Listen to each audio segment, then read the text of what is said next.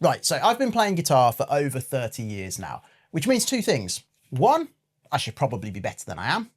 And two, I've spent a lot of time going around in circles, brief bursts of progress, then hitting plateaus so long I considered taking up alternative pursuits, like BMXing.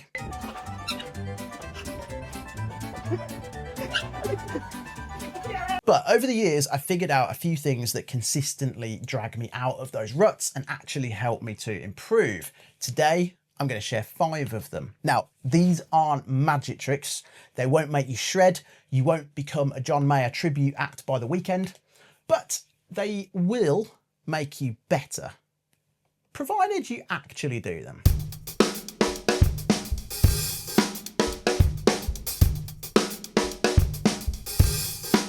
Let's start with a controversial one, guitar tab. Yes, it's useful. No, I don't think you should burn all your old tab books in a ceremonial bonfire. But here's the problem. If you rely on tab alone, you'll develop the musical ear of a damp sponge. It's like relying on ChatGPT for your script writing. Music is about listening. So instead of rushing straight to ultimate guitar, try this. Pick a riff and attempt to figure it out by ear. Slowly, painfully, one note at a time if you have to. You'll be awful at first, but it's like learning to ride a bike. Except instead of stabilizers, you'll have an appalling sense of pitch. Use tab as a last resort, not your first option. Ear first, watching live videos or even YouTube how-tos second, tab third.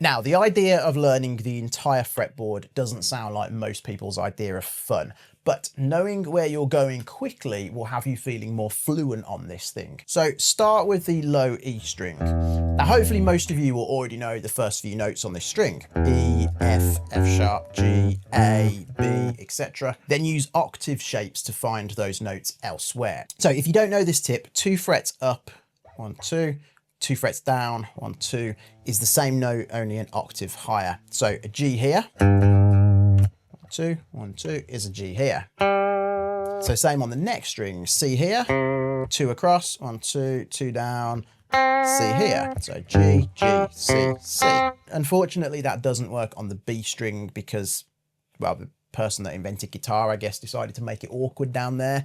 But it's pretty much the same. So 3 frets across and 2 down works. So for instance, A here, 1, 2, 3, 2 down, A here. So if we wanted to stick with G, we can go 1 octave up, then another, and then another. Or as a little scale solo.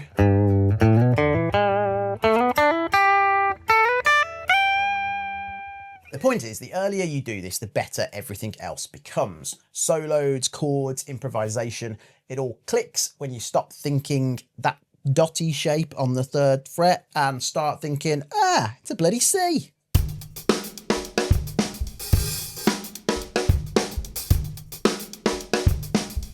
So if you only ever play what you're good at, well, right, you're going to stay exactly as good as you are.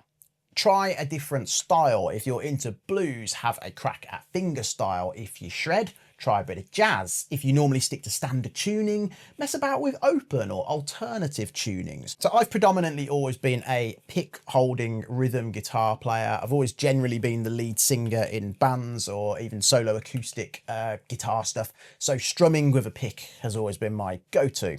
So lately, I've been torturing myself with finger picking, or as a specific example, Travis picking, named after Merle Travis and used by blues guitar legends such as Robert Johnson and Earl Hooker. It basically involves juggling octave bass lines with your thumb and melodies with your fingers at the same time. Now, at the moment, I probably sound more Dwayne Johnson than Robert Johnson, but that's the point. It's hard, and hard things make you better.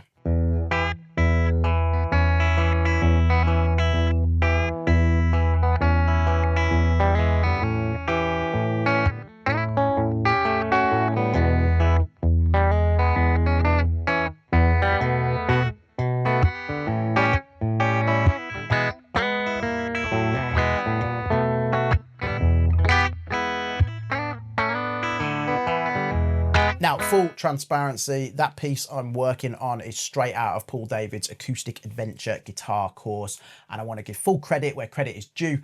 Great course, go check it out. But finish this video first.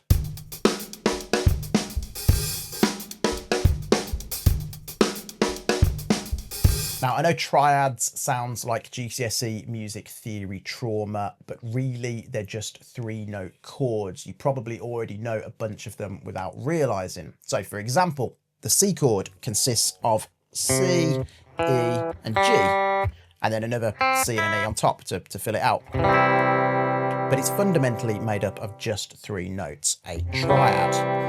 Now, we can move those notes around the neck. It takes us back to our earlier point of knowing the notes on the fretboard. So a C here can be played here, here, here, here. And here's why they matter. Once you learn triads all around the neck, you actually start to see how songs are built and how you as a guitarist can add more flavor and individuality to songs. You stop being trapped in cowboy chords down at the bottom, and suddenly you've got the whole fretboard unlocked. It's like going from London on a bank holiday to having the whole of Europe open to you. And you just look a lot more clever.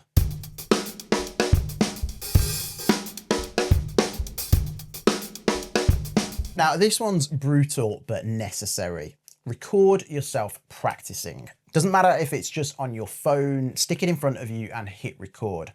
Why? Because your brain lies to you. When you're playing, you think it sounds pretty decent. And if that's the only way you ever hear yourself, well, then you may not be fully self-aware. Recording yourself, particularly in video form, is painful, but it's the fastest way to spot your mistakes. Plus you'll have a record of your progress and maybe even some ideas you can turn into songs. Honestly, my favorite part of playing guitar is creativity and songwriting, and recording little ideas in the Voice Memos app is just one of modern technology's gifts to us. It doesn't need to be an album, just chuck them in your voice memos. Future you will thank you. So there you go, 5 no-nonsense ways to actually get better at guitar. No hacks, no shortcuts, just the stuff that works, provided you put the hours in. Now, I'm curious, what's your go-to tip for getting unstuck on guitar? Let me and others know in the comments. And if you enjoyed this, do gently tap the like button. Please consider subscribing or just quietly nod in approval.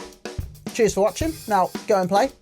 Badly at first, then a little better, and then eventually not bad at all.